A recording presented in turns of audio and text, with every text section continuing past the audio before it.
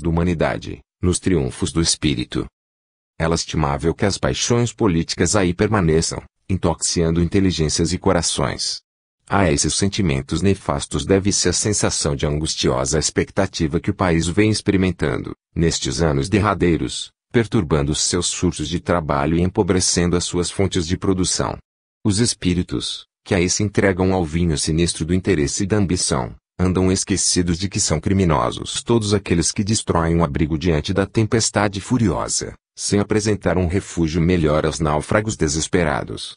Como inaugurar-se uma nova experiência de novos regimes políticos no país, se o próprio princípio democrático ainda não foi devidamente assimilado? Contudo, o que vemos no Brasil, nos últimos tempos, é a tendência para a desagregação das forças construtivas da nacionalidade, em lutas esterilizadoras. Reza a história que, nos séculos passados, quando as hordas de bárbaros ameaçavam a Europa medieval, o sultão Hammurabi submeteu ao seu domínio as províncias gregas da Trácia, da Albânia e da Macedônia. Cheio de galardões e de vitórias, avançou para o norte em direção dos sérvios e dos búlgaros que, comandados por Lázaro e Cisma, lhe opuseram a mais encarniçada resistência. O orgulhoso sultão ganhou-lhes a grande batalha de Kosovo, mas, quando o vitorioso contemplava com feroz alegria o campo forrado de sangue e de cadáveres, orgulhoso do seu feito e da sua glória, o sérvio Miloš levantou-se, no silêncio da praça destruída, e, lesto, cravou-lhe um punhal no coração. A política brasileira dos últimos anos tem sido a repetição do mesmo quadro. Sempre um Hammurabi escalando o caminho da glória e da evidência, sobre as humilhações dos seus semelhantes, e sempre um Miloš saindo do seu anonimato para desferir-lhe o golpe supremo. Mas não falemos de assunto tão ingrato, quanto inoportuno. No dia de aniversário do Brasil, recordemos que o professor Tyndall acaba de anunciar os 10 problemas mais importantes que a ciência terrestre terá de resolver nos próximos 100 anos, neles incluindo a viagem à Lua e a alimentação química, lembrando ao ilustre catedrático da Pensilvânia que, não obstante as suas mestranças, esqueceu a questão da vitória do Evangelho. E olhando o país maravilhoso onde todas as raças do planeta se encontraram para a glorificação da fraternidade e do amor, saudemos, com as emoções de nossa esperança, as terras afortunadas de Santa Cruz. 33. Uma venerável instituição. 2 de agosto de 1937. Parecerá estranho que os espíritos desencarnados volvam à Terra para visitar as instituições humanas, velando pelo mecanismo dos seus trabalhos e agindo, indiretamente, nas suas deliberações. A verdade, porém, é que isso constitui um acontecimento natural. Se os vivos continuam os trabalhos daqueles que os antecederam na jornada da morte, as almas do mundo invisível, nos planos em que me encontro, têm de voltar, em sua maioria, às lutas terrestres. Todas as edificações de uma época têm as suas bases profundas nas épocas que a precederam. Nenhum homem pode criar, por si só, alguma coisa e sim desenvolver os princípios encontrados, aproveitando o material disperso para continuar a obra evolutiva, imprimindo-lhe a expressão do seu pensamento pessoal. Mesmo o inventor e o artista, com as largas reservas de possibilidade e paciência que os séculos de experiências acumularam nos escaninhos de suas personalidades, estão englobados nessa classificação. É que o progresso é uma obra coletiva. Cada criatura deixa uma nota na sua admirável sinfonia. As eras se interpenetram umas às outras, tal como se confundem, no oceano largo do tempo, os vivos e os mortos. A vida é o resultado das trocas incessantes e o insulamento é a única morte no concerto universal. É considerando essas verdades que me tenho dedicado a conhecer, dentro das minhas possibilidades, as instituições dos homens, voltando para falar delas com a minha linguagem característica, evitando o terreno do transcendentalismo, para fornecer, espontaneamente, a minha carteira de identificação. Nas proximidades do edifício do Tesouro Nacional, na Avenida Passos, ergue-se a Federação Espírita Brasileira, guardando, na cidade maravilhosa, as grandes tradições da caridade e da esperança, filhas do coração de Ismael, cujo pensamento inspira as atividades do Evangelho nas terras de Santa Cruz. Já tive ocasião de manifestar o meu respeito por essa instituição venerável, cujas portas se abrem generosas para os famintos do pão espiritual e para os necessitados do corpo, ao lado do formigueiro humano, onde se agitam cerca de 2 milhões de pessoas.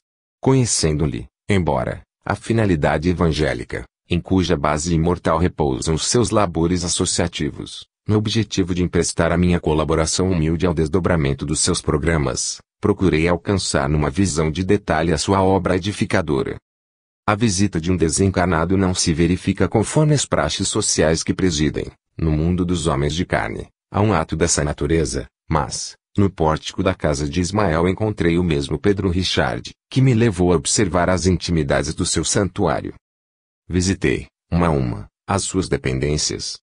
Nas escadarias e nos gabinetes amplos, não somente se reúnem os médiuns abnegados e os sofredores que aí os procuram diariamente, verdadeiras legiões de seres invisíveis, que os vivos considerariam como fileiras de sombras, deslizam pelas salas e pelos corredores, revezando-se no sagrado mistério da caridade, fornecendo o que podem, no labor piedoso e cristão.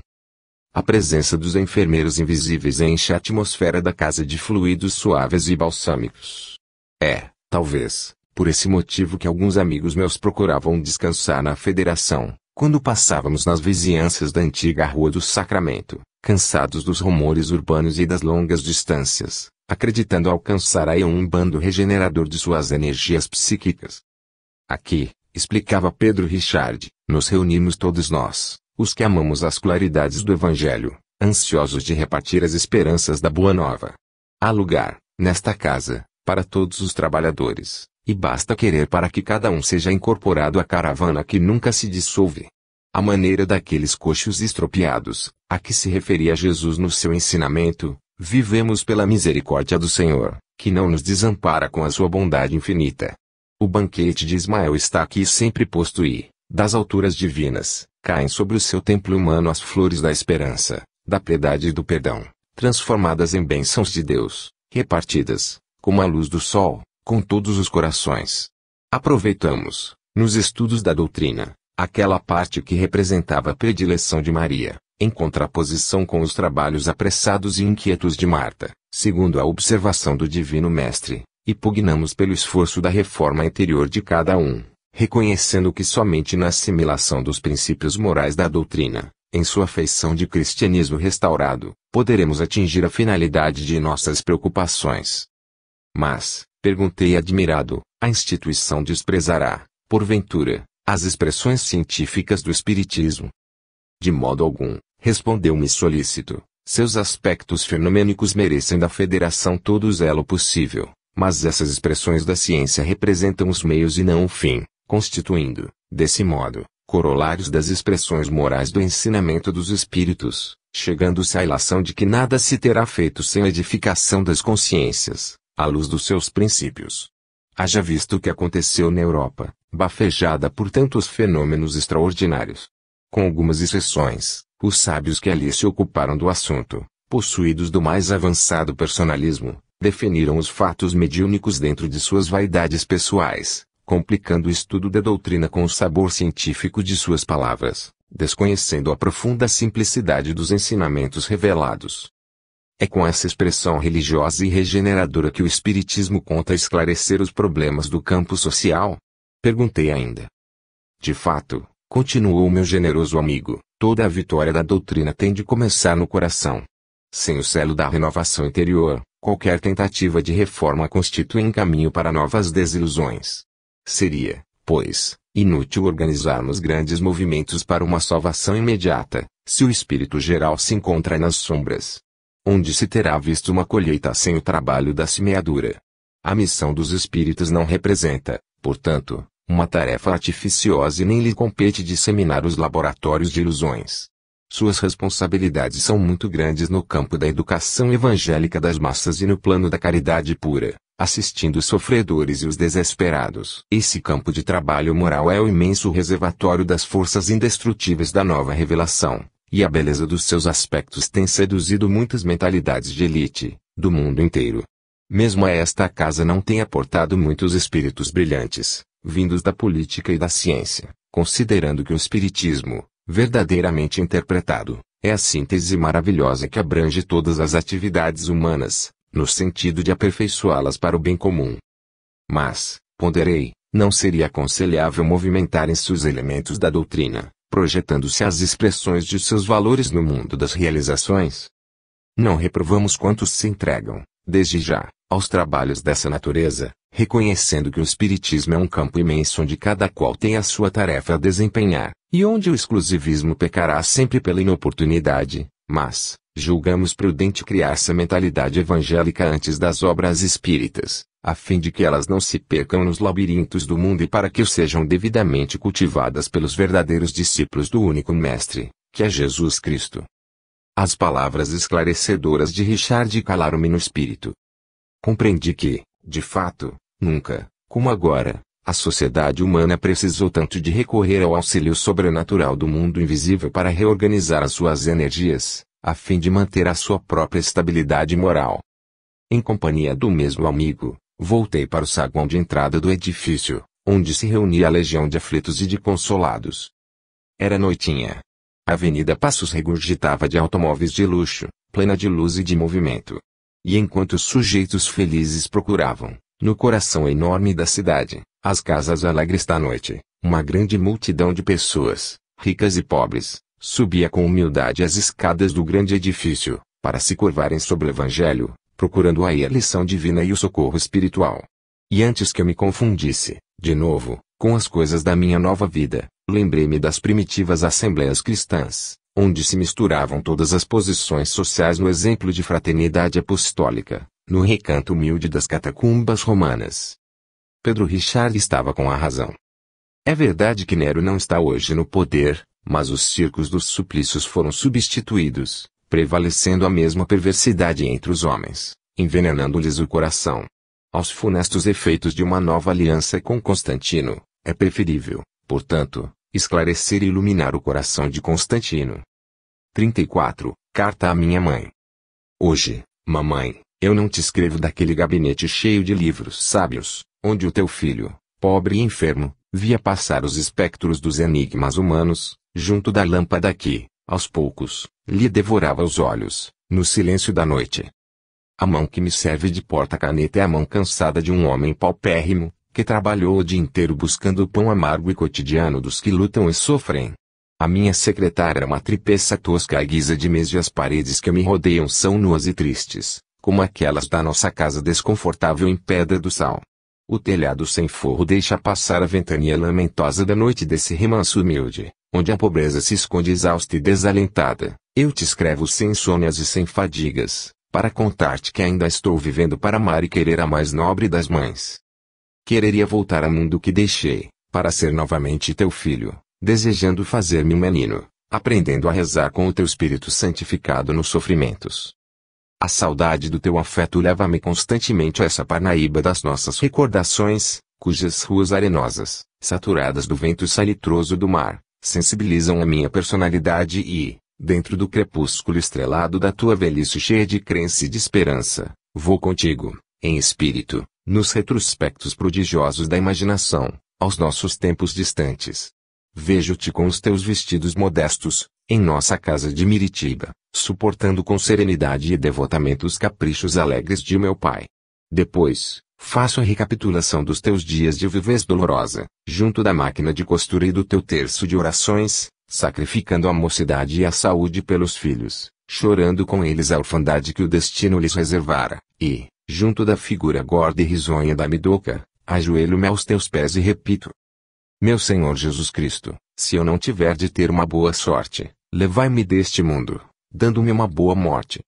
Muitas vezes o destino te fez crer que partirias antes daqueles que havias nutrido com o beijo das tuas caricias, demandando os mundos ermos e frios da morte.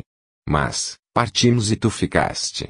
Ficaste no cadinho doloroso da saudade, prolongando a esperança numa vida melhor no seio imenso da eternidade. E o culto dos filhos é o consolo suave do teu coração. Acariciando os teus netos, guardas com o mesmo desvelo meu cajueiro, que aí ficou, como um símbolo plantado no coração da terra parnaibana, e, carinhosamente, colhes das suas castanhas e das suas folhas fartas e verdes, para que as almas boas conservem uma lembrança do teu filho, arrebatado no turbilhão da dor e da morte. Ao Mirocles, mamãe, que providenciou quanto ao destino desse irmão que aí deixei, enfeitado de flores e passarinhos, estuante de seiva, na carne moça da terra, pedi velasse pelos teus dias de insulamento e velhice, substituindo-me junto do teu coração. todos os nossos se estendem as suas mãos bondosas e amigas e é assombrada que, hoje, ouves a minha voz, através das mensagens que tenho para quantos me possam compreender. Sensibilizam-me as tuas lágrimas, quando passas os olhos cansados sobre as minhas páginas póstumas e procuro dissipar as dúvidas que torturam o teu coração, combalido nas lutas. Assalta-te o desejo de me encontrares, tocando-me com a generosa ternura de tuas mãos, lamentando as tuas vacilações e os teus escrúpulos, temendo aceitar as verdades espíritas, em detrimento da fé católica, que te vem sustentando nas provações. Mas, não é preciso, mãe, que me procures nas organizações espíritas e, para creres na sobrevivência do teu filho, não é preciso que abandones os princípios da tua fé. Já não há mais tempo para que teu espírito excursione em experiências no caminho vasto das filosofias religiosas. Numa de suas páginas, dizia Coelho Neto que as religiões são como as linguagens. Cada doutrina envia a Deus, a seu modo, o voto de súplica ou de adoração. Muitas mentalidades entregam-se, aí no mundo, aos trabalhos elucidativos da polêmica ou da discussão. Chega, porém, um dia em que o homem acha melhor repousar na fé que se habituou, nas suas meditações e suas lutas. Esse dia, mamãe, é o que estás vivendo, refugiada no conforto triste das lágrimas e das recordações.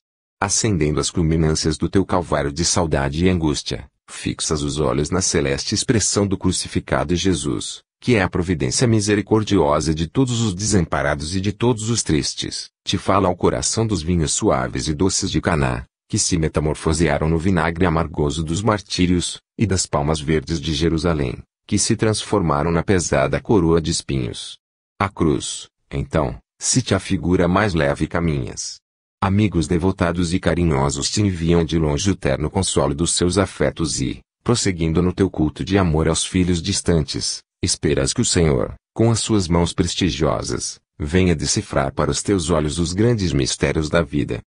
Esperar e sofrer têm sido os dois grandes motivos, em torno dos quais rodopiaram os teus quase 75 anos de provações, de viuvez e de orfandade.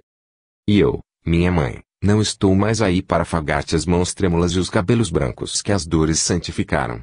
Não posso prover-te de pão e nem guardar-te da fúria da tempestade, mas, abraçando teu espírito, sou a força que adquires na oração, como se absorvesses um vinho misterioso e divino.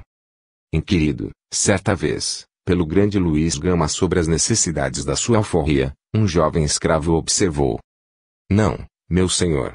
A liberdade que me oferece me doeria mais que o ferrete da escravidão, porque minha mãe, cansada e decrépita, ficaria sozinha nos mistérios do cativeiro.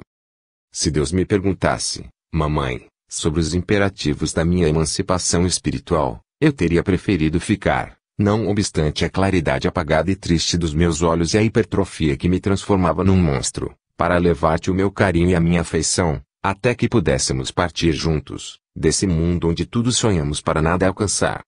Mas, se a morte parte os grilhões frágeis do corpo, é impotente para dissolver as algemas inquebrantáveis do espírito. Deixa que o teu coração prossiga, oficiando no altar da saudade da oração, cântaro divino e santificado. Deus colocará dentro dele o mel abençoado da esperança e da crença, e um dia, no portal ignorado do mundo das sombras, eu virei, de mãos entrelaçadas com a Midoka, retrocedendo no tempo, para nos transformarmos em tuas crianças bem-amadas. Seremos agasalhados, então, nos teus braços cariciosos, como dois passarinhos minúsculos, ansiosos da doçura quente e suave das asas maternas, e guardaremos as nossas lágrimas nos cofres de Deus, onde elas se cristalizam como as moedas fulgurantes e eternas do erário de todos os infelizes e desafortunados do mundo. Tuas mãos segurarão ainda o terço das preces inesquecidas e nos ensinarás, de joelhos, a implorar, de mãos postas, as bênçãos prestigiosas do céu. E, enquanto os teus lábios sussurrarem de mansinho, salve rainha, mãe de misericórdia, começaremos juntos a viagem ditosa do infinito, sob o dossel luminoso das nuvens claras, tênues e alegres do amor. 35. Trago-lhe o meu adeus sem prometer voltar breve. Apreciando, em 1932, o Parnaso de além-túmulo que os poetas desencarnados mandaram ao mundo por intermédio de você, chamei a atenção dos estudiosos para a incógnita que o seu caso apresentava. Os estudiosos, certamente, não apareceram. Deixando, Porém, o meu corpo minado por uma hipertrofia renitente, lembrei-me do acontecimento. Julgar eu que os bardos do outro mundo, com a sua originalidade estilística, se comprometiam pela eternidade da produção, no falso pressuposto de que se pudessem identificar por outra forma. Encontrando ensejo para me fazer ouvir através de suas mãos, escrevi crônicas póstumas que o Sr. Frederico Figner transcreveu nas colunas do Correio da Manhã. Não imaginei que o humilde escritor desencanado ainda na lembrança de quantos o viram desaparecer. E as minhas palavras provocaram celeuma. Discutiu-se e ainda se discute. Você foi apresentado como hábil fazedor de pastichos e os noticiaristas vieram averiguar o que havia de verdadeiro em torno do seu nome. Colheram informes. Conheceram a honestidade da sua vida simples e as dificuldades dos seus dias de pobre. E, por último, quiseram ver como você escrevia a mensagem dos mortos, qual uma Remington acionada por dedos invisíveis. Tive pena quando soube que iam conduzi-lo a um teste e recordei-me do primeiro exame a que me sujeitei aí, com o coração batendo forte. Fiz questão de enviar-lhes algumas palavras, como o homem que fala de longe a sua pátria distante, através das ondas de Hertz, sem saber se seus conceitos serão reconhecidos pelos patrícios, levando em conta as deficiências do aparelho receptor e os desequilíbrios atmosféricos. Todavia, bem ou mal, consegui falar alguma coisa. Eu devia essa reparação à doutrina que você sinceramente professa. Esperariam, talvez, que eu falasse sobre os fabulosos canis de Marte, sobre a natureza de Vênus, descrevendo, como os viajantes de Júlio Verne, a orografia da Lua. Julgo, porém, que, por enquanto, me é mais fácil uma discussão sobre o diamagnetismo de Faraday. Admiraram-se, quando enxergaram a sua mão vertiginosa correndo sobre as linhas do papel. A curiosidade jornalística é agora levantada em torno da sua pessoa. É possível que outros acorram para lhe fazer suas visitas. Mas, ouça bem, não me espere como a pitonisa de Endor, aguardando a sombra de Samuel, para fazer predições a Saul sobre as suas atividades guerreiras. Não sei movimentar as trípodes espiritistas e, se procurei falar naquela noite, é que o seu nome estava em jogo. Colaborei, assim, na sua defesa. Mas, agora que os curiosos o procuram na sua ociosidade, busque você, no desinteresse, a melhor arma para desarmar os outros. Eu voltarei provavelmente, quando o deixarem em paz na sua amargurada vida. Não desejo escrever maravilhando a ninguém e tenho necessidade de fugir a tudo que tenho obrigação de esquecer. Fique, pois, com a sua cruz, que é bem pesada, por amor daquele que acende o lume das estrelas e o lume da esperança nos corações. A mediunidade posta ao serviço do bem é quase a estrada do Gólgota, mas a fé transforma em flores as pedras do caminho. Li, certa vez, num conto delicado, que uma mulher, em meio de sofrimentos acerbos, apelara para Deus a fim de que se modificasse a volumosa cruz de sua existência. Como a filha de Cipião, vira nos filhos as joias preciosas da sua vaidade e do seu amor, mas, como Níobe, vira os arrebatados no torvelinho da morte, impelidos pela fúria dos deuses. Tudo lhe falhara nas fantasias do amor, do lar e da aventura. Senhor, exclama ela, por que me deste uma cruz tão pesada? Arranca dos meus ombros fracos esse insuportável madeiro. Mas nas asas brandas no sono, a sua alma de mulher viúva e órfã foi conduzida a um palácio resplandecente. Um anjo do Senhor o recebeu no pórtico, com a sua benção. Uma sala luminosa e imensa lhe foi designada. Toda ela se enchia de cruzes. Cruzes de todos os feitos. Aqui, disse-lhe uma voz suave, se guardam todas as cruzes que as almas encarnadas carregam na face triste do mundo. Cada um desses madeiros traz o nome do seu possuidor. Atendendo, porém, a tua súplica, ordena a Deus que escolhas aqui uma cruz menos pesada do que a tua. A mulher preferiu, conscientemente, aquela cujo peso competia com suas possibilidades, escolhendo-as entre todas. Mas, apresentando ao mensageiro divino a de sua preferência, verificou que na cruz escolhida se encontrava esculpido o seu próprio nome, reconhecendo a sua impertinência e rebeldia. Vai, disse-lhe o anjo, com a tua cruz e não descreias. Deus, na sua misericordiosa justiça, não poderia macerar os teus ombros com um peso superior às tuas forças. Não desanime, portanto, na faina em que se encontra, carregando esse fardo penoso que todos os incompreendidos já carregaram. E agora que os bisbilhoteiros o procuram, trago-lhe o meu adeus, sem prometer voltar breve. Que o Senhor derrame sobre você a sua bênção, que conforta a todos os infortunados e todos os tristes. Em fraternal saudação a Humberto de Campos.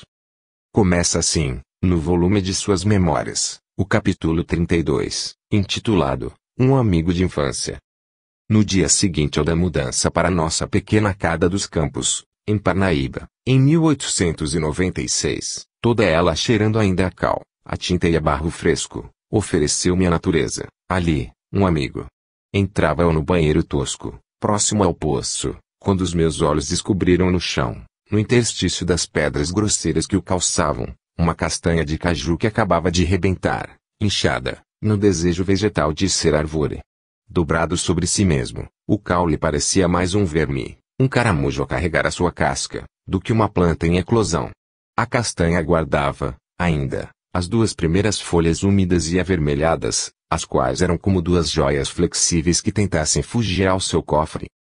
Mamãe, olha o que eu achei, grito, contente, sustendo na concha das mãos curtas e ásperas o monstrengo que ainda sonhava com o sol e com a vida.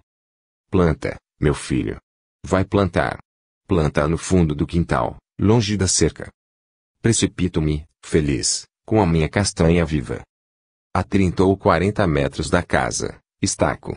Faço com as mãos uma pequena cova, enterro aí o projeto de árvore, cerco de pedaços de tijolos e telhas. Rego-o. Protejo-o contra a fome dos pintos e a irreverência das galinhas. Todas as manhãs, ao lavar o rosto, é sobre ele que tomba a água dessa ablução alegre. Acompanho com feto a multiplicação das suas folhas tenras. Vejo-as mudar de cor, na evolução natural da clorofila. E cada uma, estirada e limpa, é como uma língua verde imóvel, a agradecer-me o cuidado que lhe dispenso, o carinho que lhe voto, a água gostosa que lhe dou. Pois bem, esse recanto do terreno da casa em que ele, na quadra infantil, residiu longos anos, nessa Parnaíba tão decantada em seus escritos e, particularmente, no volume que vimos de citar, foi, após a sua desencarnação, transformado num jardim público, a que deram a denominação de Parque Humberto de Campos. Ocioso dizer que o que inspirou a transformação daquele fundo de quintal em parque, com o nome do humorista notável e talentoso cronista nascido no Maranhão, foi a circunstância de ostentar-se ali o belo e frondoso cajueiro por ele plantado, quando ainda na primeira infância, e ao qual consagrou em suas memórias, nada menos de 7 páginas, donde cevola forte o perfume da saudade das recordações doces, que tantas emoções despertam nas almas sensíveis, mormente em dias de sofrimento e amargor, se já começaram a descer sobre a criatura sombras merencórias do ocaso da existência. Nem só, entretanto, no mencionado capítulo das suas memórias, fala Humberto da hoje pujante árvore que as suas mãos de criança viva e travessa plantaram um dia, em semente, lá perto da cerca do amplo terreiro em que ele multiplicava, despreocupado, os brincos da meninice, na sua inovidável Parnaíba.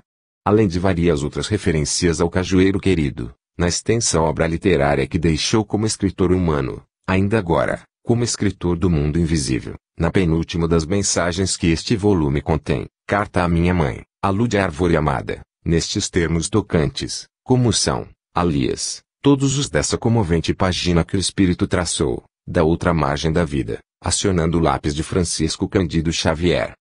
Ao Mirocles, mamãe, que providenciou quanto ao destino dessa irmã que aí deixei, enfeitado de flores e passarinhos, estuante de seiva, na carne moça da terra. Exprime ele assim, sem dúvida, quão grata foi, ao seu coração amorável, a ideia de realçarem a beleza do seu irmão frondoso, pondo em destaque na moldura de um parque singelo, mas donairoso, onde, como um símbolo plantado no coração da terra parnaibana, segundo as suas mesmas expressões em Carta à Minha Mãe, aquele, como que orgulhoso do irmão que ali o deixou, se ergue cheio de majestade, a perpetuar, para as almas boas, a lembrança de quem, arrebatado no turbilhão da dor e da morte, vive agora feliz. Feliz, sim, porque liberto da prisão da carne, e feliz também porque preso pelos grilhões do afeto transbordante de uma alma de escol, a da veneranda velhinha que aguarda, paciente e resignada, depois de muito sofrer, também lhe soe a hora da libertação, para juntar-se de novo ao filho idolatrado, nos páramos da verdadeira vida. Assim sendo, Gratíssimo igualmente nos é a nós associar-nos à homenagem que a bem inspirada e piedosa iniciativa da criação do Parque Humberto de Campos envolve, sem, contudo, a restringirmos ao homem que, pelo fulgor da sua inteligência, se impôs a admiração e a estima dos seus contemporâneos e dos pósteros, tanto quanto pela soma de seus dotes morais.